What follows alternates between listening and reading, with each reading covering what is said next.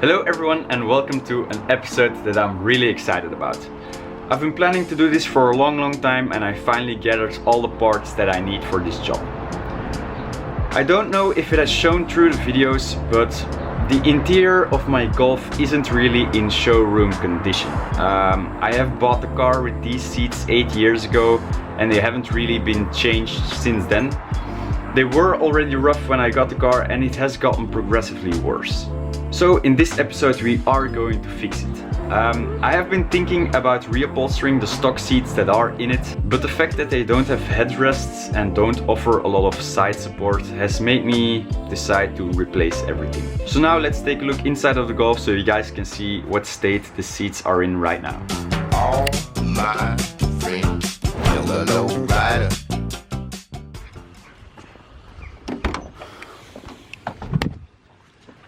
As you can see, my seats aren't exactly in showroom condition. The fabric has been disintegrating for several years and it is getting to a point where it looks trashy. Both front seats are rough, but especially the driver's seat looks like it has been dissolved under the influence of human acidic gases. The passenger seat still looks acceptable, but the fabric is slowly releasing and showing signs of wear. The rear bench still looks like new, but that is to be expected, since nobody can really sit in the back because my car did not come with rear seat belts from factory.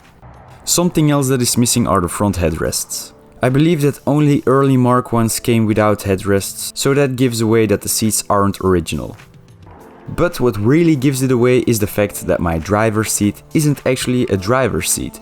The handle to tilt the seat forward is on the wrong side, which means it's a passenger seat as well.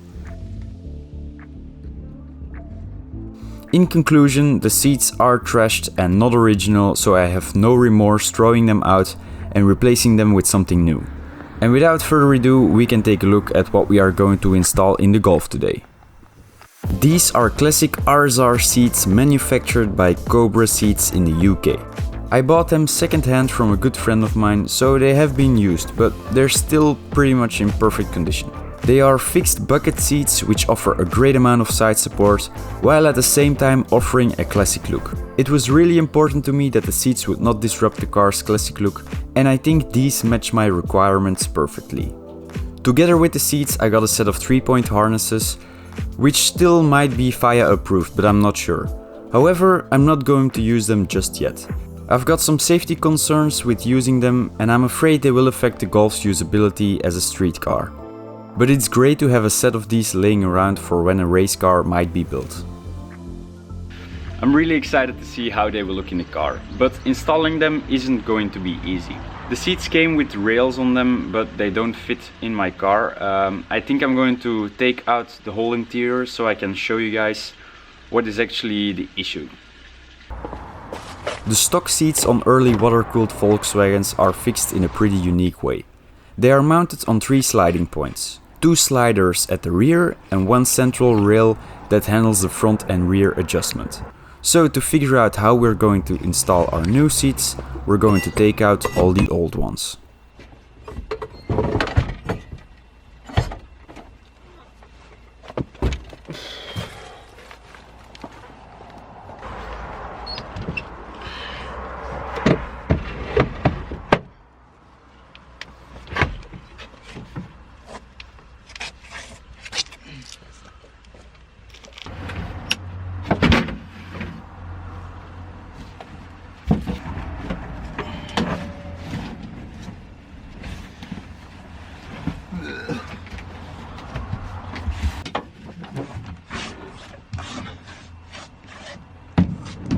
Sadly, the rails on my buckets don't fit in this configuration, so a custom frame will need to be constructed to make them fit. It would be handy to make something out of the stock seat frames because they fit perfectly in the rails, but I don't really feel comfortable with cutting up my old seats since they have some emotional value. So that is why I bought another set of seats to act as a donor. I found them for dirt cheap on Facebook Marketplace from a bloke that sells tons of used VW parts. I will put his details in the description because his place is a goldmine of used Mark 1 and Mark 2 Golf parts. And especially for Belgian people looking for parts, it is an address that I greatly recommend. I got 2 front seats to cut up and the black rear bench to complement my Cobra Seats. All of this comes from a Mark II Golf, so the rear seat will probably need some modification to get them to fit. Now let's start with disassembling the front driver's seat to expose the frame.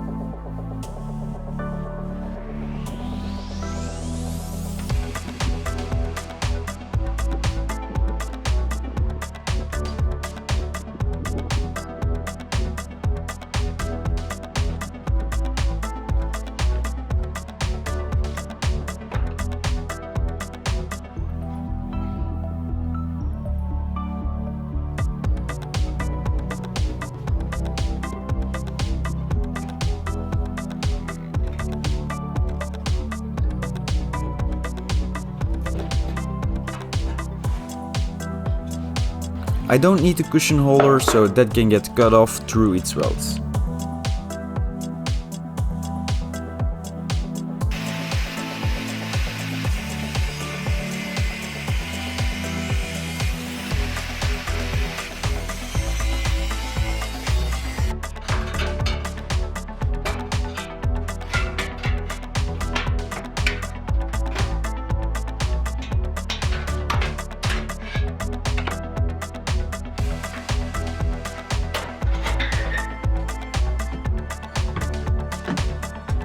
I did this for both the seats and mounted them in the car to see what we have to work with.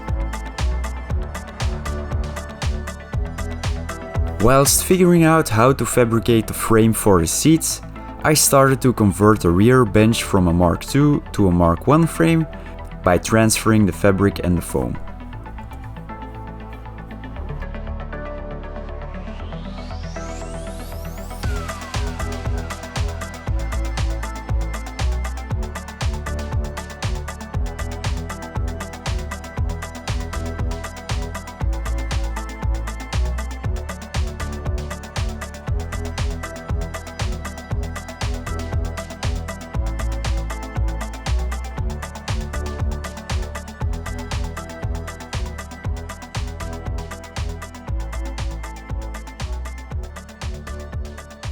It took some cutting and massaging, but eventually it got mounted reasonably neat, at least for my standards. Then onto the front again. I figured out that making a base onto the stock frame would not work, so I cut up everything to make something from scratch.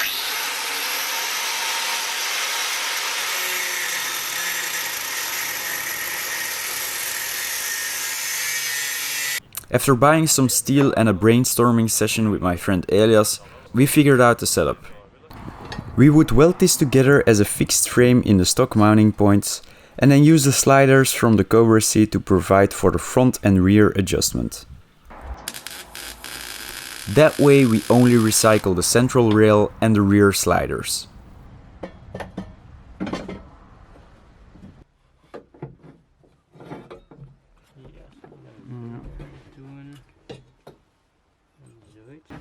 After some fitting and measuring, the frames can be welded together.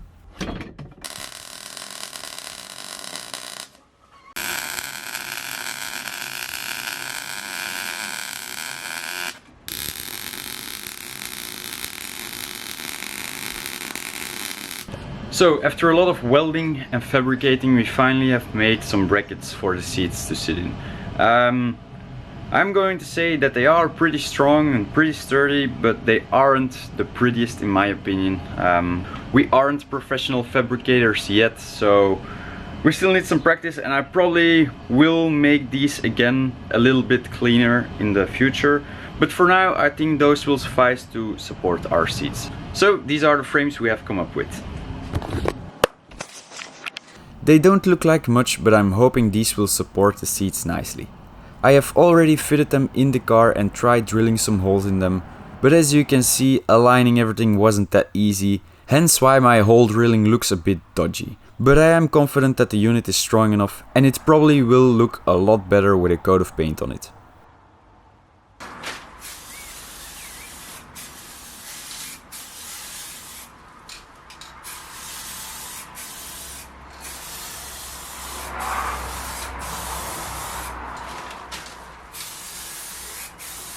While the Golf is waiting for the frames to dry, I'm going to throw in the new rear bench swiftly and gracefully.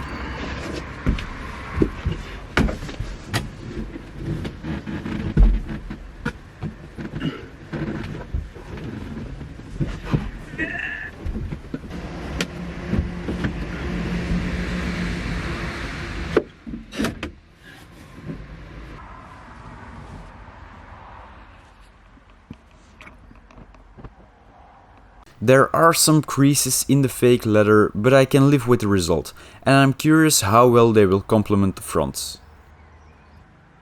The black paint has made a huge difference on the look, so they look half decent. Now they can get fitted with the seatbelt holders and plastic rail guides before getting installed in the car.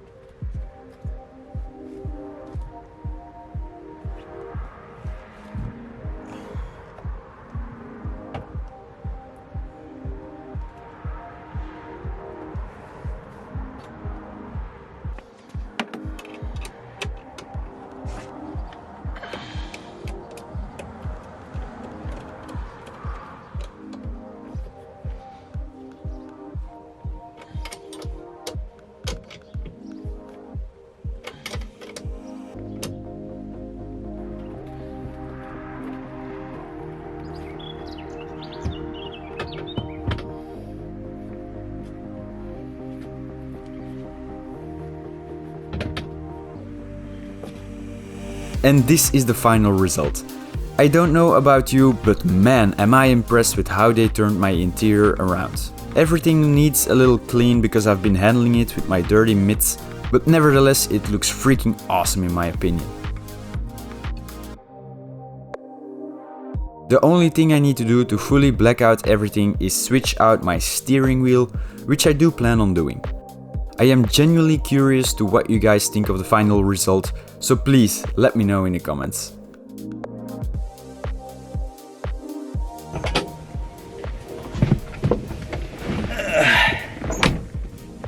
Stepping into the car has definitely become a lot harder, but I have to say that I can't be happier with how the seats fit in my car. They look amazing, they feel amazing, but I have to be honest, I will need to do some more aligning work because although the seat feels like it's fairly centered, I think it needs to rotate a little bit more, but that is something I'm going to do off camera because it will probably take a long time before I really get happy with my seating position. I'm just difficult like that. But yeah, now we are going to go for a drive because some of you have been asking for it, and yeah, I'm really curious about how they will sit in the car. I'm going to mount this camera on this window and then I will probably have to take one of the headrests off so you can kind of see what is going on. I'm also going to mount a microphone into the engine bay so you guys can hear the engine notes a little bit better. So yeah, let's go for a drive.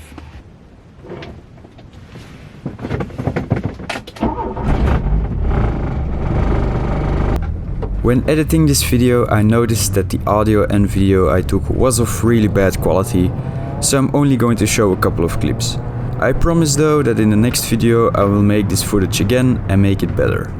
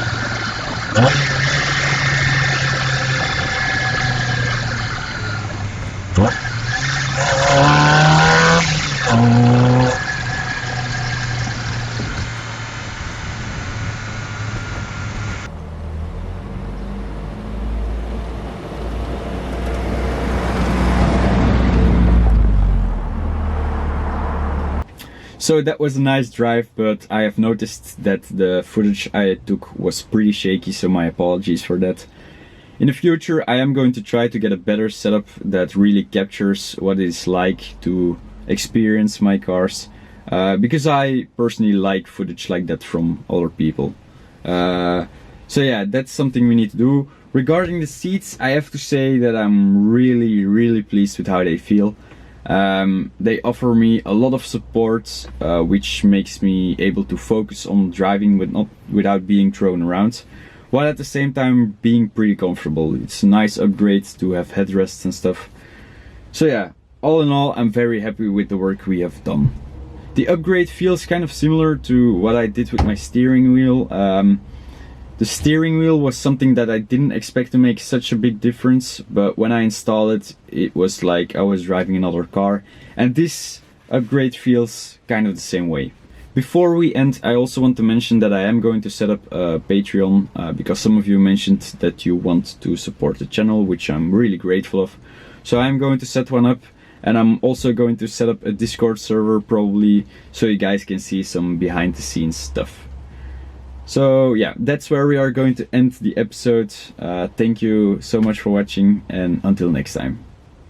Oh yeah, one more quick thing before we end. Some of you might have seen that the Audi isn't in the greatest shape, and that's also something that I will explain in the Discord server. Okay, bye.